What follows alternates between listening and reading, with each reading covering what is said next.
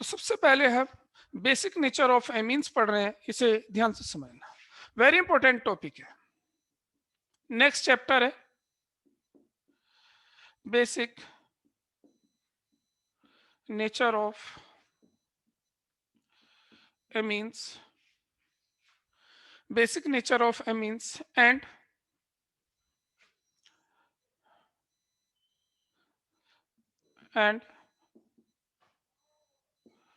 comparison comparison of its strength, comparison of its strength,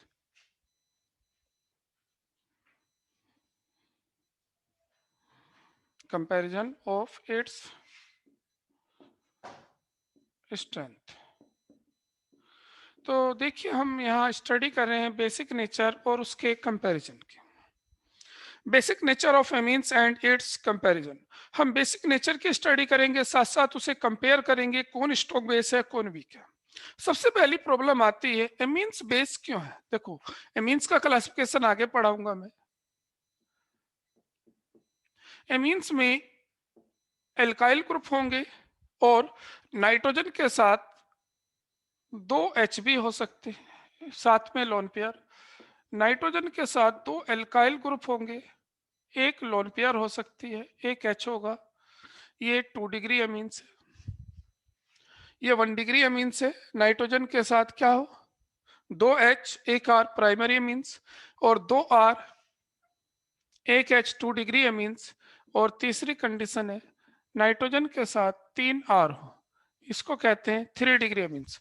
तो ये 3 type के amines है। तो सबसे पहली प्रॉब्लम हमसे यही पूछी जाती है एमीन्स बेस क्यों है, एमीन्स के बेस होने का रीजन। तो ध्यान दीजिए, देखिए जब भी कभी हम ऑर्गेनिक केमिस्ट्री में बेसिक स्ट्रेंथ स्टडी करते हैं तो हमेशा लुईस कॉन्सेप्ट यूज करते हैं।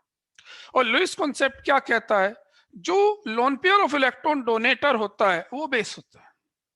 तो यहां हमें ये लिखना कि मींस बेस है। क्यों बेस है, क्योंकि इनके पास lone pair of electron on nitrogen atom है और lone pair of electron on nitrogen atom होने की वजह से ये उसे डोनेट कर सकते हैं, या ये कह सकते हैं प्रोटॉन एक्सेप्ट कर सकते हैं, इस वजह से ये बेस होते हैं। तो अब देखिए सबसे पहला point,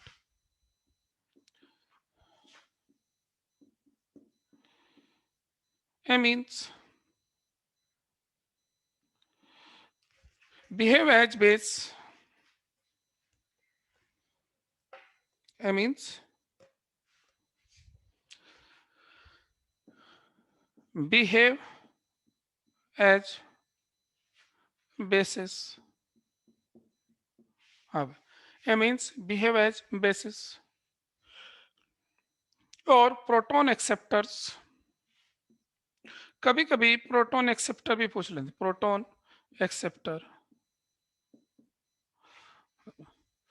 amines behave as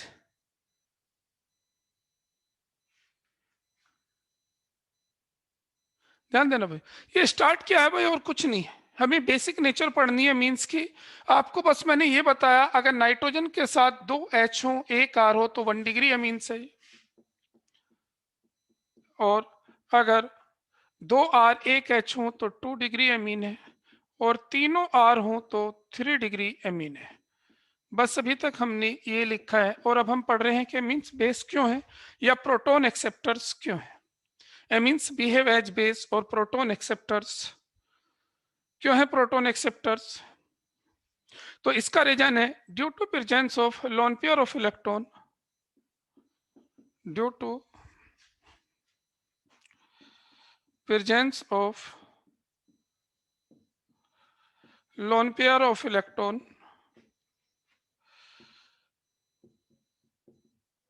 electrons have amines behave as bases or proton acceptors due to presence of lone pair of electrons on nitrogen atom,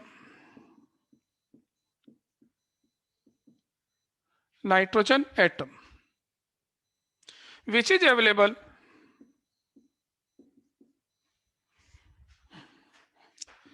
which is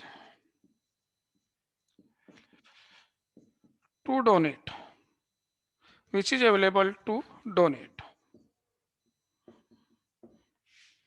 अब तो अगर आपसे पूछा जाए एमीन्स बेस क्यों है, या प्रोटॉन एक्सेप्टर क्यों है, या मीन्स लुइस बेस क्यों है, ऐसे भी आ सकते हैं। बेस के साथ साथ कभी कभी यहाँ लुइस वर्ड भी लगा देता है, क्योंकि मैंने बताया ऑर्गेनिक में सिर्फ लुइस बेस भी पूछे जा सकते हैं।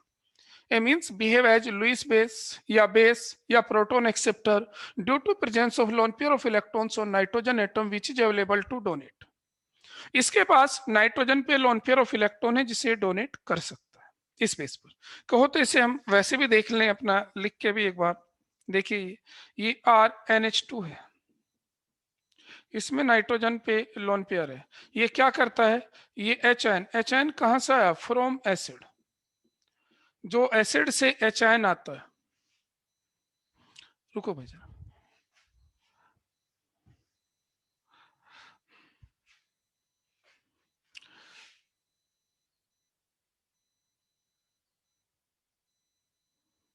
हाँ भाई ध्यान देना जरा।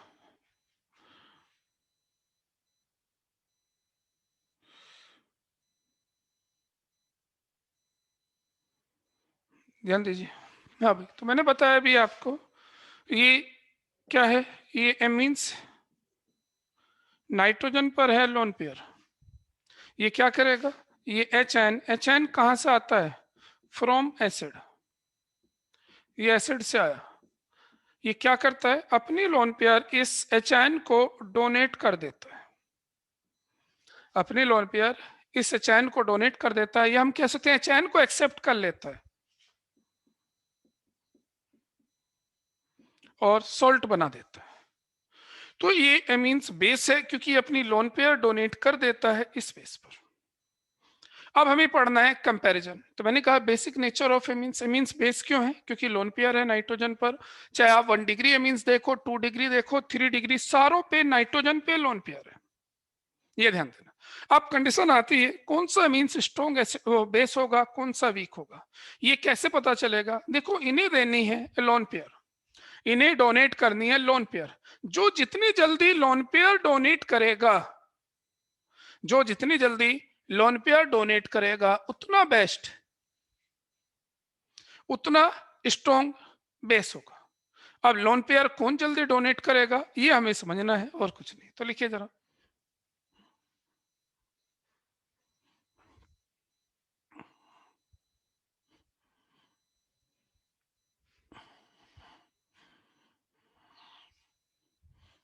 अब बी पॉइंट, अब कंपैरिजन हम पढ़ रहे हैं यहां से, ध्यान दीजिए। कंपैरिजन में क्या पढ़ेंगे, देखिए, नाइट्रोजन को लोन पेयर डोनेट करनी है, ये लोन पेयर ऑफ इलेक्ट्रॉन है, इसे डोनेट करनी है। ये डोनेट कब करेगा, कोई भी पर्सन डोनेटर कब होता है, मान लीजिए हम मनी की बात करें, कोई भी पर्सन मनी डोनेट कब कर सकता है, जब उस पर मनी की एक्सेस हो। वही कॉन्सेप्ट यहाँ नाइट्रोजन पर, नाइट्रोजन लोन पेयर कब डोनेट करेगा, जब उस पर एक्सेस ऑफ इलेक्ट्रॉन हो। और एक्सेस ऑफ इलेक्ट्रॉन किस पे डिपेंड करती है, excess of electron, excess of electron depend करती है यहाँ जुड़े हुए ग्रुप पर। मान लीजिए यहाँ कोई ग्रुप जुड़ा है और ये ग्रुप है इलेक्ट्रॉन डोनेटिंग ग्रुप, तो इलेक्ट्रॉन डोनेटिंग ग्रुप क्या करेगा, इलेक्ट्रॉन डोनेटिंग ग्रुप इसे इलेक्ट्रॉन देगा, और जब इसको इलेक्ट्रॉन देगा तो नाइट्रोजन पे इलेक्ट्रॉन डेंसिटी बढ़ जाएगी, नाइट्रोजन लोन पेयर को जल्दी डोनेट करेगा, और ये जल्दी डोनेट करेगा तो इट बिकम्स स्ट्रॉन्ग बेस। तो हमें यही कहना है कि basic nature of amines increase due to here basic nature of amines increase with the presence of electron donating group, या ऐसे कह सकते हैं electron donating group increase the electron density on nitrogen, as a result it release lone pair of electron easily and becomes strong base, ऐसे कह सकते हैं। तो लिखिए, electron donating group, electron donating group, electron donating group like methyl ethyl, हाँ भाई, electron donating group like methyl ethyl increase electron density on nitrogen atom increase, electron density on nitrogen atom, on nitrogen atom. Electron donating group like methyl, ethyl increase electron density on nitrogen atom, and electron donating groups like methyl, ethyl increase electron density on nitrogen atom of amines. Full stop.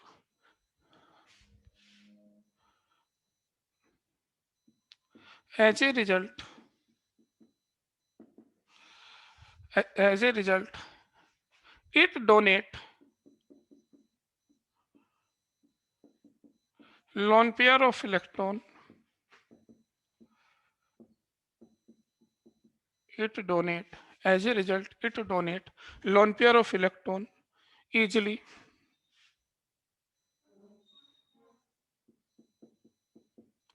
and becomes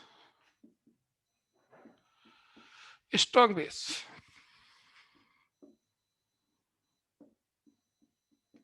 बस ये ध्यान, यानी कि हम इतना electron donating group आएगा तो nitrogen पे इलेक्ट्रॉन डेंसिटी बढ़ेगी जिससे वो लोन पेयर को इजीली डोनेट करेगा और वो स्ट्रॉन्ग बेस हो जाएगा। बस ये ध्यान रखना, यानी कि कोई भी इलेक्ट्रॉन डोनेटिंग ग्रुप नाइट्रोजन को इलेक्ट्रॉन देगा, नाइट्रोजन पे इलेक्ट्रॉन डेंसिटी बढ़ेगी, ये स्ट्रॉन्ग बेस हो जाएगा बस।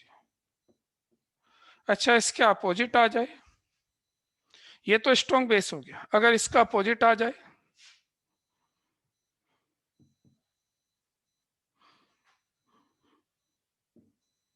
अगर नाइट्रोजन के साथ ये लोन पेयर है जिसे इसे डोनेट करनी है, कोई इलेक्ट्रॉन विदड्रॉइंग ग्रुप आ जाए,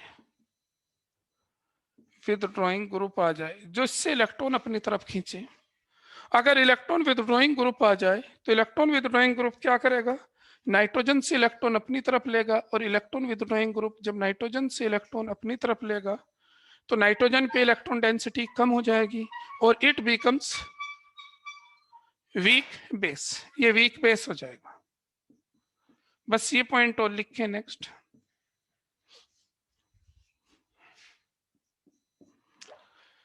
electron withdrawing group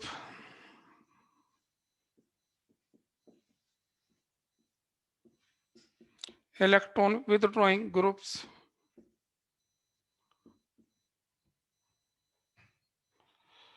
electron withdrawing groups like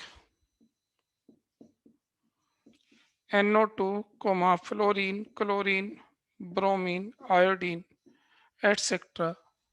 decrease electron density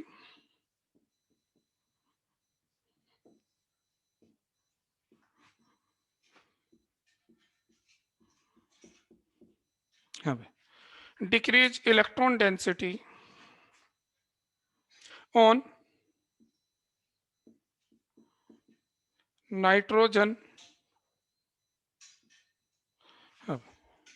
electron withdrawing groups like NO2, fluorine, chlorine, bromine, iodine decrease electron density on nitrogen atom of amines.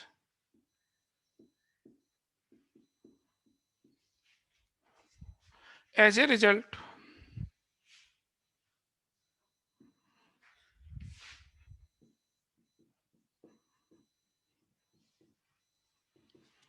as a result, its tendency to donate lone pair of electron decrease. Its tendency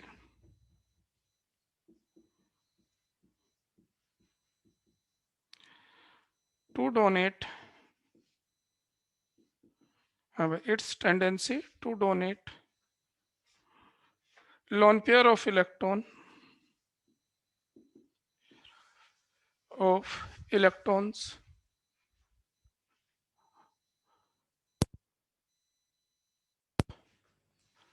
electrons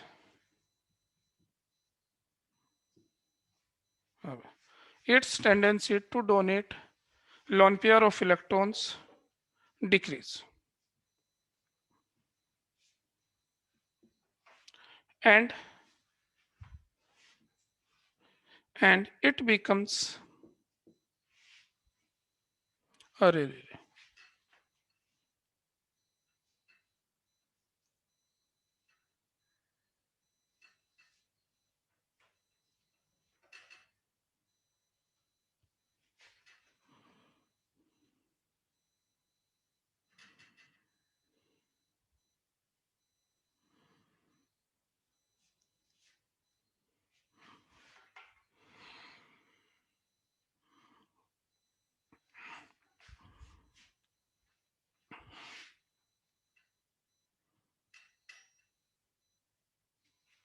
अब note कर लो,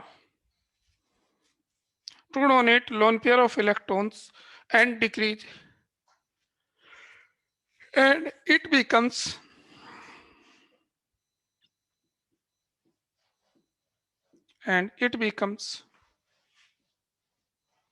weak base। तो इसका मतलब concept ये आता है, अगर कहीं भी इलेक्ट्रॉन डोनेटिंग ग्रुप आएगा वो स्ट्रॉन्ग बेस होगा, इलेक्ट्रॉन विदड्रॉइंग ग्रुप आएगा वो वीक बेस होगा। अब कुछ पॉइंट्स इससे अलग थोड़ा सा मेन और इंपॉर्टेंट है, उन्हें ध्यान देना। तो -I और +I के बेस पे हम बताते हैं कौन सा स्ट्रॉन्ग है कौन सा वीक है।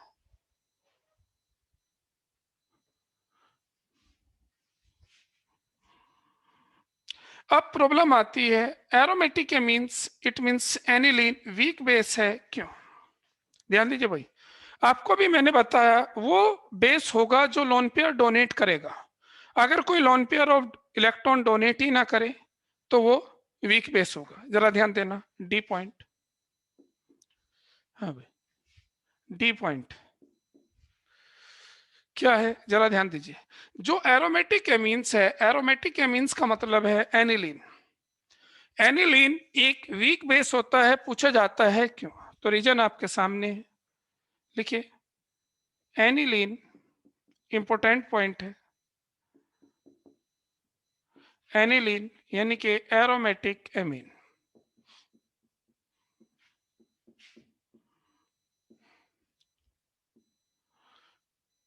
Aniline is a weak base, weak base. Aniline एक वीक बेस क्यों है? क्योंकि एनिलीन में जो नाइट्रोजन पर लोन पेयर होती है वो अवेलेबल ही नहीं है डोनेट होने के लिए, क्योंकि इसके पास जो लोन पेयर है ये loan pair involve in resonance, ये लोन पेयर रेजोनेंस में है, और लोन पेयर रेजोनेंस में होने की वजह से ये अवेलेबल ही नहीं होती, तो ये इसे डोनेट ही नहीं कर सकता। जो नाइट्रोजन पे लोन पेयर है एनिलीन में वो कहाँ होती है? रेजोनेंस में, और रेजोनेंस की वजह से ये अवेलेबल नहीं होती, और क्योंकि ये अवेलेबल नहीं होती, हाँ भाई, ये अगर अवेलेबल नहीं होती तो क्या होता है? ये वीक बेस होता है। तो aniline is a weak base. हाँ भाई, this aniline is a weak base due to, या ऐसे लिखे पूरा स्टेटमेंट कर लें, aniline is a weak base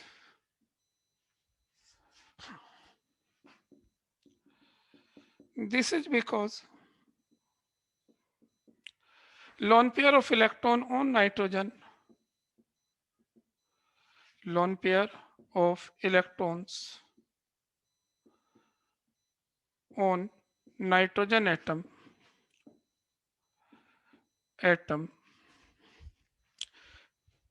this is because lone pair of electrons on nitrogen atom involve in resonance,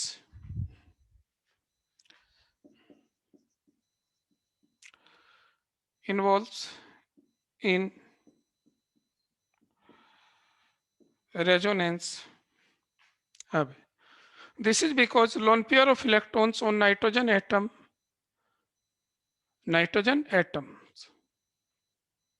involve in resonance and not available it is not available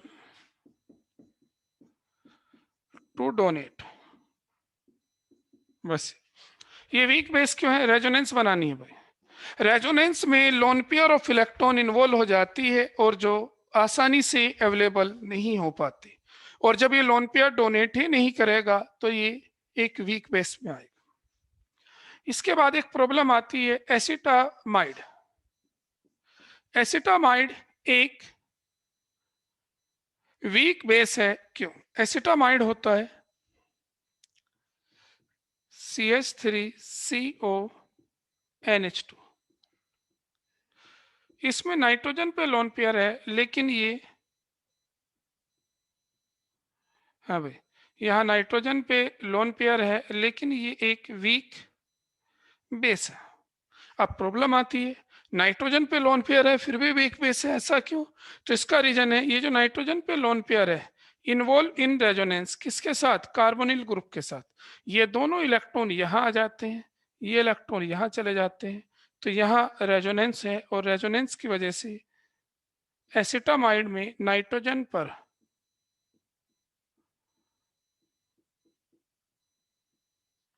हाँ भाई lone pair की वजह से acetamide पर, acetamide में nitrogen पर positive charge होता है, और नाइट्रोजन पे यहाँ पॉजिटिव चार्ज है, इस वजह से किस कैटेगरी में आएगा?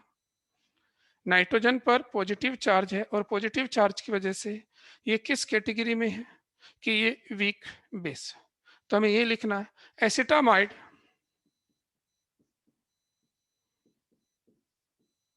इंपॉर्टेंट पॉइंट है भाई। एसिटामाइड इथेनेमाइड भी कह सकते हैं, is a weak base since the lone pair of electron since the lone pair of electrons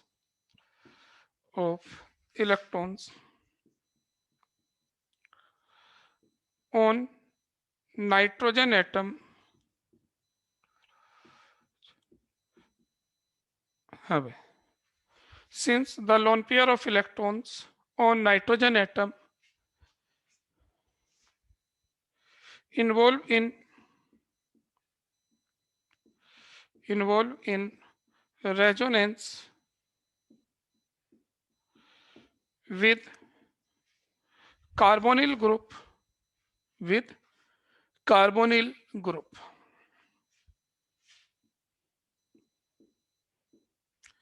carbonyl group and not available and it is not available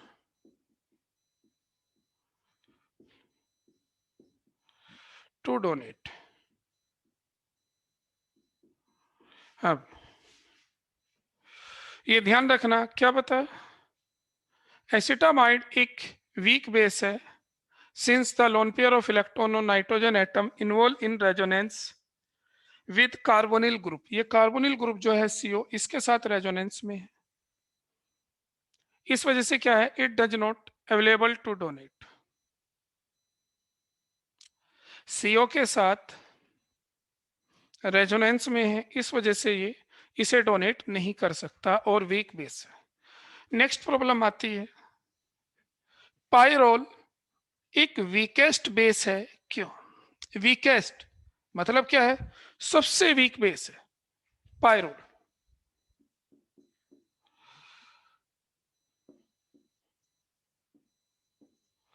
अब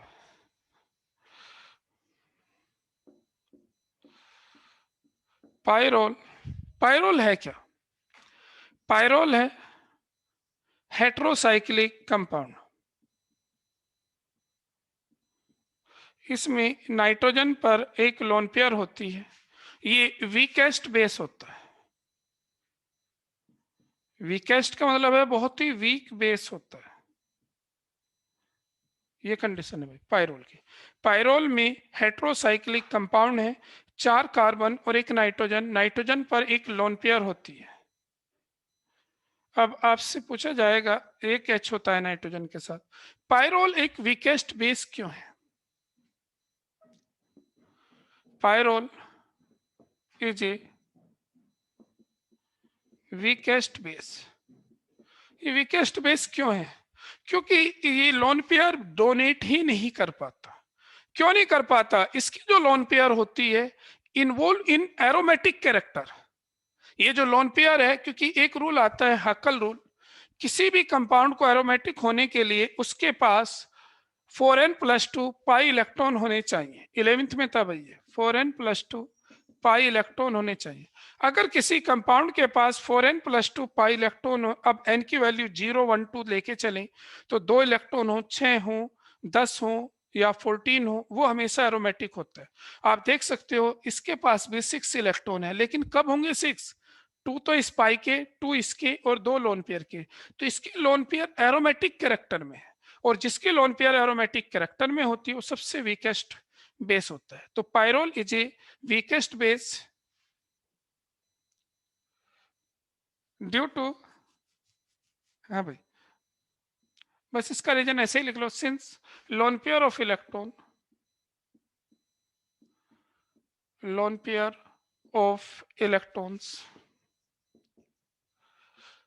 on nitrogen atoms involved in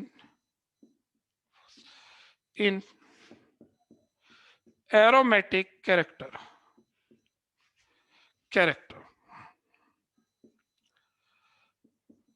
हाँ, lone pair of electron aromatic character में है, इस वजह से ये सबसे weakest base है। अब एक प्रॉब्लम आती है पिरिडीन। पिरिडीन एक स्ट्रॉन्ग बेस है एनिलीन से, ऐसा क्यों? पिरिडीन एक स्ट्रॉन्ग बेस है एनिलीन से, ऐसा क्यों? रीजन सुनिए। पिरिडीन एक स्ट्रॉन्ग बेस है एनिलीन से, ऐसा क्यों होता है? तो ध्यान देना, देखिए पिरिडीन और एनिलीन में क्या डिफरेंस है।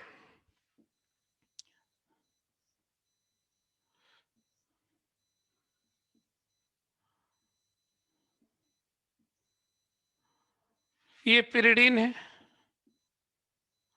ये एनिलीन है।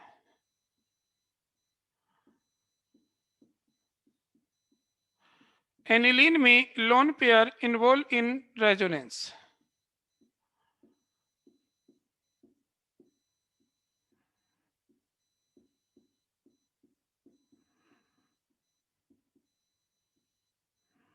हाँ भाई।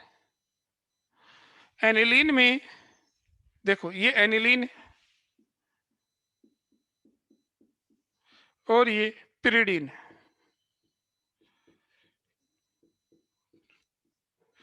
ध्यान देना, पिरिडीन में, इस पिरिडीन की हमें वैसे जरूरत नहीं, एक दो रिएक्शन में जरूरत थी। पिरिडीन में लोन पेयर ना तो एरोमेटिक कैरेक्टर में है ना ही रेजोनेंस में, क्योंकि रेजोनेंस कैसे होता है, double single double, single double. इसमें डबल सिंगल डबल में कॉन्जुगेशन है, इसमें लोन पेयर कॉन्जुगेशन में नहीं है, यानी कि loan pair is not involve in resonance. तो इसकी लोन पेयर बची हुई है, ये लोन पेयर डोनेट कर सकता है, बेस है। ये एनिलीन की lone pair involve in conjugation, it means it does not donate lone pair. तो ये हमें ध्यान रखना, पिरिडीन एनिलीन से स्ट्रॉन्ग बेस है। क्यों है? क्योंकि इसकी lone pair is not involve in resonance, whereas lone pair of electron on nitrogen,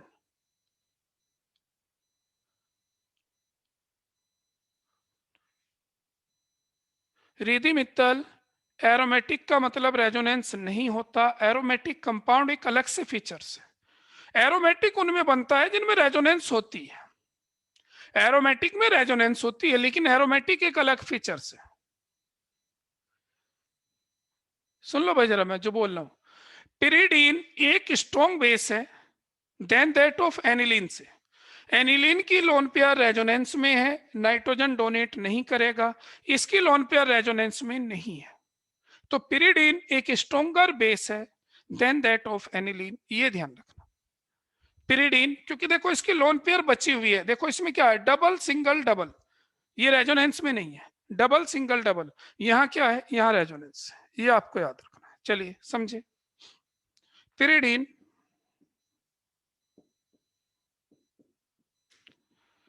is a strong base than aniline. Aniline, aniline से स्ट्रॉन्ग बेस क्यों है?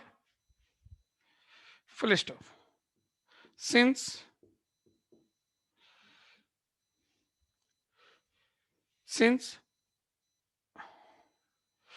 lone pair of electron present on lone pair of electron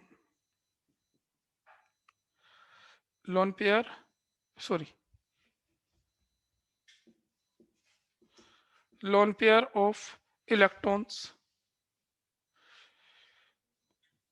on nitrogen, lone pair of electron on nitrogen in pyridine, in pyridine, in pyridine, lone pair of electrons on nitrogen in pyridine is not in conjugation, is not in conjugation,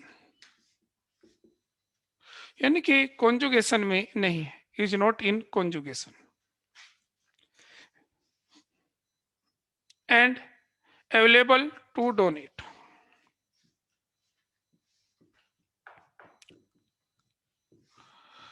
to donate, and available to donate, whereas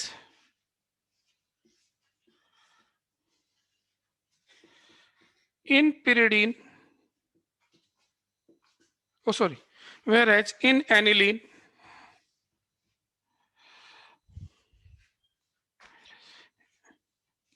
in aniline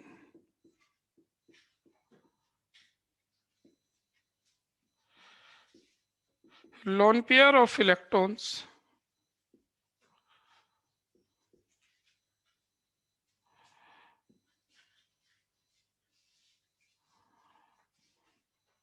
whereas in aniline lone pair of electrons, lone pair of electrons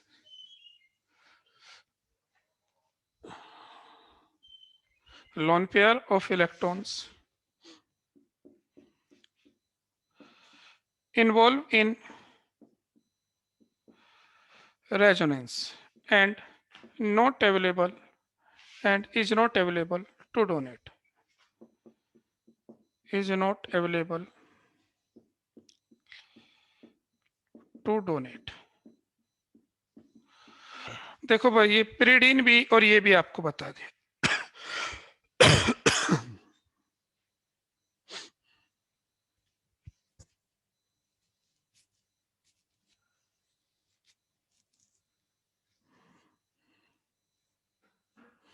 कर लिया भाई।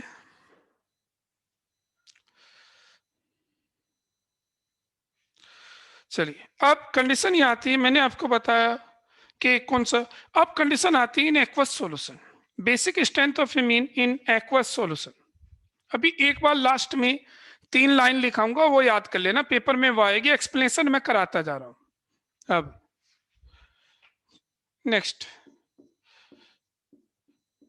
Basic nature of amines in aqueous solution. Aqueous solution में हम basic nature of amines कैसे explain करते हैं, होता क्या है, थोड़ा सा इसे समझे। Basic nature of amines in aqueous solution,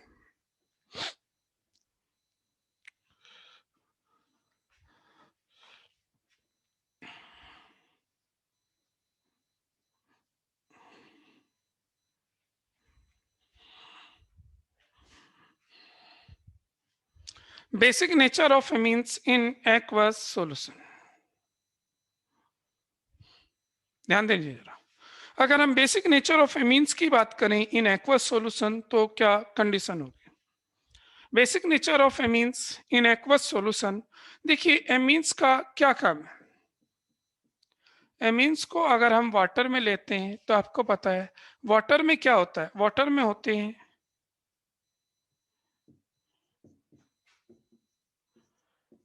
water में लेते हैं तो ये वाटर से क्या करता है, एक रिवर्सिबल प्रोसेस है।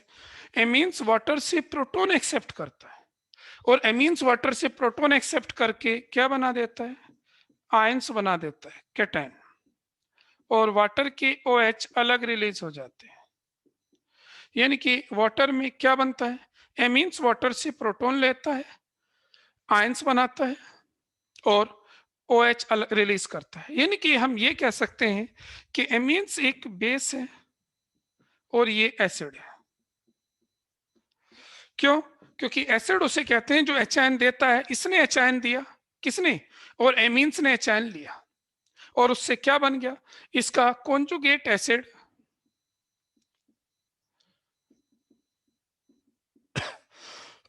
और ये conjugate base.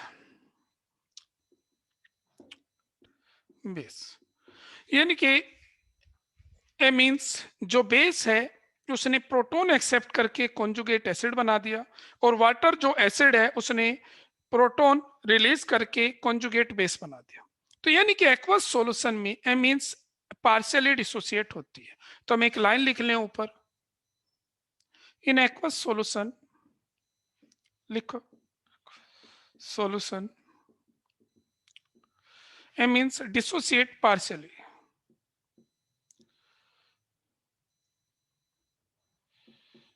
Amines ionise as follows, ये ऐसे लिखे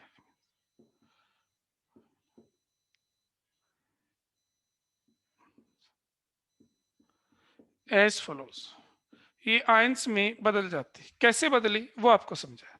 नेक्स्ट लिखिए, आपको पता है ये आयनाइज होती है, पार्शियली आयनाइज होती है। यहाँ क्या कंडीशन है, यहाँ डबल एरो है यानी कि रिवर्सिबल प्रोसेस है, और जहां रिवर्सिबल प्रोसेस होती है वहां इक्विलिब्रियम कांस्टेंट होता है। तो यहाँ applying law of chemical equilibrium, लिखते रहना भाई जरा, applying law of chemical equilibrium, equilibrium, हाँ, applying law of chemical equilibrium, equilibrium constant के किसके इक्वल आएगा, या के सी। अब इक्विलिब्रियम कांस्टेंट के सी किसके इक्वल आएगा, concentration of product are NH3 OH upon concentration of reactant, reactant क्या है RNH2 और H2O। आपको पता है जो वाटर होता है, since water act as a solvent, यहाँ वाटर एज ए सोलवेंट है तो इसकी कंसंट्रेशन और केसी यानी कि कंसंट्रेशन ऑफ ये वाटर क्या होगी यहाँ कांस्टेंट, और केसी भी कांस्टेंट है, तो केसी और वाटर दोनों का एक नया कांस्टेंट बनाते हैं, वो लिखना है। तो नोट कर लो पहले तो यहाँ तक, ये इक्वेशन 1 है। आगे लिखिए, since concentration of water is constant, since concentration of water is constant, therefore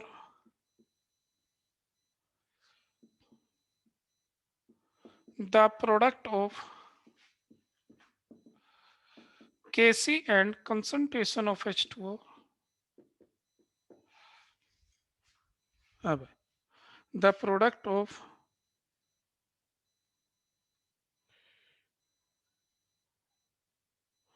the concentration of water is constant, therefore the product of Kc and water is constant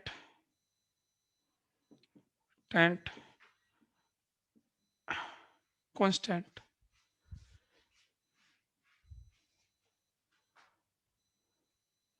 The product of Kc and water is constant and represented by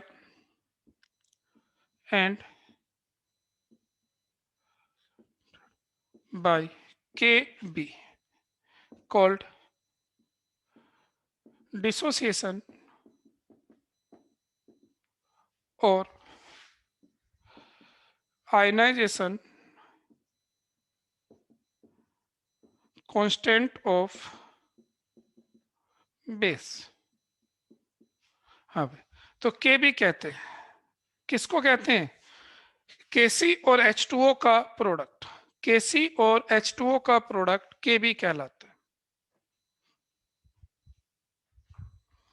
Kc और H2O का product Kb कहलाता है। तो क्या होगा बोलो? इनकी हमने यहाँ ये लिखा कि Kc into concentration of water is equal to Kb, ये हमने लिखा फ्रॉम इक्वेशन वन से Kc और वाटर इन दोनों की जगह क्या आ जाएगा? इसको ध्यान रखना, ये डिसोसिएशन कांस्टेंट भी कह सकते हैं, इक्विलिब्रियम कांस्टेंट भी कह सकते हैं। अब इक्विलिब्रियम कांस्टेंट और H2O इन दोनों की जगह तो Kb आ जाएगा। Kb is equal to concentration of product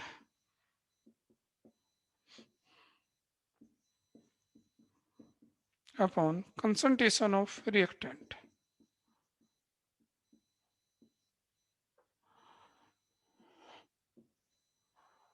ये ध्यान रखना। तो Kb क्या है? Concentration of product upon concentration of reactant.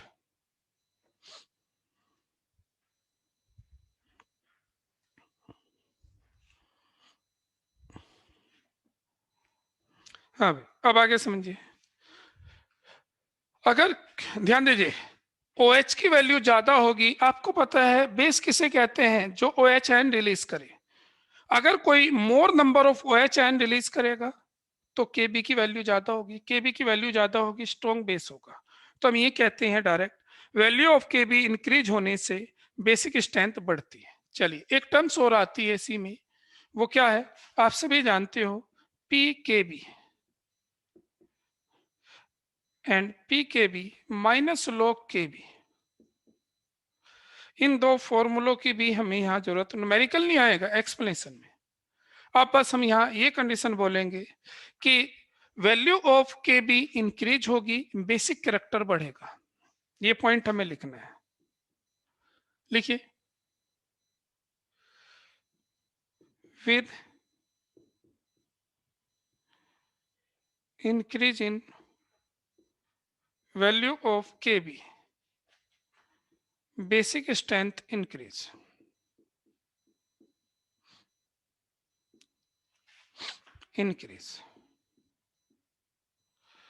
Basic strength बढ़ेगी।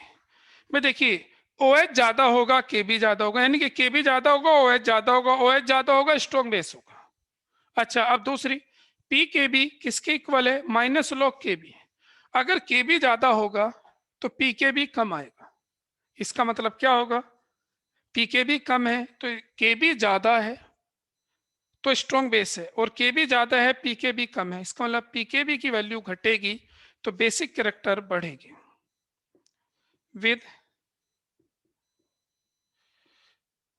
Increase in value of PKb basic strength decrease.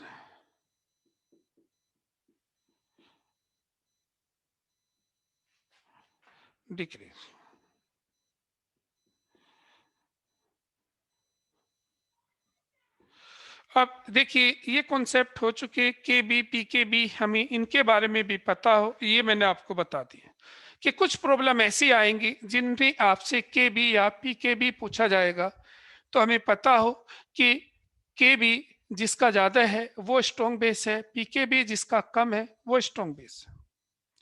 अब कंडीशन आएगी आपको जब comparison of various base in aqueous solution और वेपर फेज, ये दो तीन लाइन आपको याद करनी है, बस ये ध्यान रख लेना। कंपैरिजन ऑफ बेसिक स्ट्रेंथ बस ये 3 लाइन याद कर लेना, बाकी कुछ याद करो ना करो। हाँ युसरा जयदी। सर जो आपने नीचे पॉइंट लिखवाया है एक बार एक्सप्लेन कर दीजिए इसको। इसको मैंने ये बताया है, जो केबी की वैल्यू ज्यादा होगी ओएच ज्यादा होगा, ओएच ज्यादा होगा स्ट्रॉन्ग बेस ज्यादा होगा, स्ट्रॉन्ग बेस होगा। अच्छा दूसरा ये मैथमेटिकल है, अगर केबी की वैल्यू हाई होती है तो पी के भी कम आता है, क्योंकि खुद सोचिए अगर मैं के बी यहाँ 10 लूंगा तो पी के भी कितना आएगा -1, कम हो जाएगा। और अगर यहाँ मैं के बी यस सर। 10 की पावर -1 लूंगा तो पी के भी 1 आएगा लॉग के हिसाब से। तो खुद सोचिए अगर हमने ओके सर। के बी हमने 10 लिया तो पी के बी -1 आ रहा है, के बी हमने 10 की पावर -1 लिया तो पी के बी 1 आ रहा है। तो आपको पता है ये लो वैल्यू है, ये हाई वैल्यू है। अब खुद सोचिए जब के बी ज्यादा है तो पी के बी कम आता है, और जब ओके के बी सर। कम होता है पी के बी ज्यादा है, तो उसके अपोजिट हमने ये अप्लाई किया। हाँ भाई मेरी बात सुनिए, सिर्फ 3 लाइन आपको ये याद करनी है, हर बच्चे को ये 3 लाइन याद हो। कंपैरिजन ऑफ बेसिक स्ट्रेंथ, और मैं कह रहा हूं कंपाउंड भी नहीं बदलेगा, कंपैरिजन। तो देखिए पहली कंडीशन है इन एक्वस सॉल्यूशन, एक्वस सॉल्यूशन और वाटर। आपको ये आएगा वाटर या एक्वस सॉल्यूशन में क्या लिखना है। सबसे स्ट्रॉन्ग बेस होता है, ध्यान रखना, दो मैंने बताया दो एग्जांपल हैं अलग अलग। सबसे स्ट्रॉन्ग बेस होता है 2 डिग्री एमीन्स, फिर उससे वीक होता है 1 डिग्री और फिर 3 डिग्री। ये कंडीशन है। सबसे स्ट्रॉन्ग बेस होता है 2 डिग्री, फिर 1 डिग्री, फिर 3 डिग्री। फिर होता है, ध्यान देना भाई जरा, बेंजाइल एमीन। फिर होता है अमोनिया, और फिर एरोमेटिक एमीन। अमोनिया और फिर एरोमेटिक एमीन। एरोमेटिक एमीन का मतलब है एनिलीन, C6H5NH2। ये बेंजाइल है, ये बेंजाइल एमीन है, और ये एनिलीन है। एनिलीन सबसे वीक बेस है, एक तो ये याद रखना। ये 2 डिग्री, फिर 1 डिग्री, फिर 3 डिग्री। ये तो है मिथाइल के केस में। अगर इथाइल आ जाए, मतलब कंपाउंड भी ये रहेंगे, कंपाउंड भी चेंज नहीं होंगे वही पेपर में।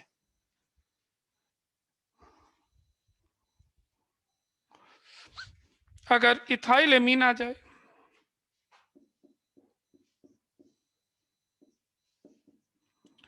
H5 का होल ट्वाइस NH2 डिग्री, फिर 3 डिग्री, फिर 1 डिग्री, और फिर ये आगे सेम है C6H5CH2NH2, फिर एमोनिया, और फिर एनिलीन। अगर हम लास्ट, ये तो थे एक्वस सॉल्यूशन, अब बी है इन वेपर फेज।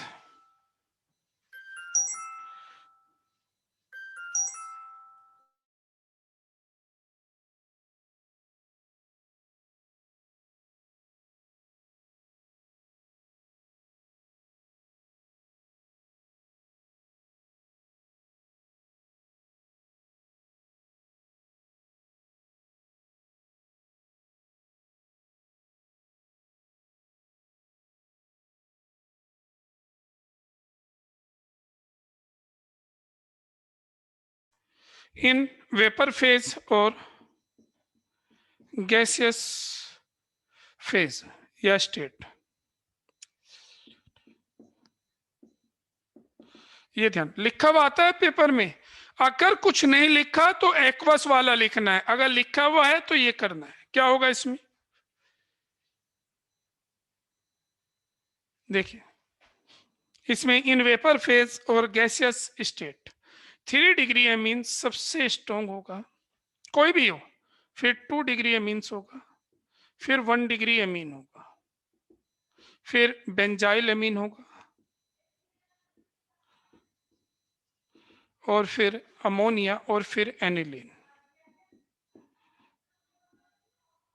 ये ऑर्डर याद रख लेना। अब ऐसा क्यों हुआ? देखिए भाई, ये टॉपिक हमारा खत्म हो चुका है, बेसिक स्ट्रेंथ, लेकिन इसका एक्सप्लेनेशन मैं कल पहले आपको समझाऊंगा। ऐसा क्यों हुआ? एक जगह देखो, एक जगह 2 डिग्री स्ट्रॉन्ग है, फिर 3 डिग्री है, फिर 1 डिग्री है, और एक जगह आपको बताया क्या कंडीशन है। इसे नोट कर लीजिए, इसका एक्सप्लेन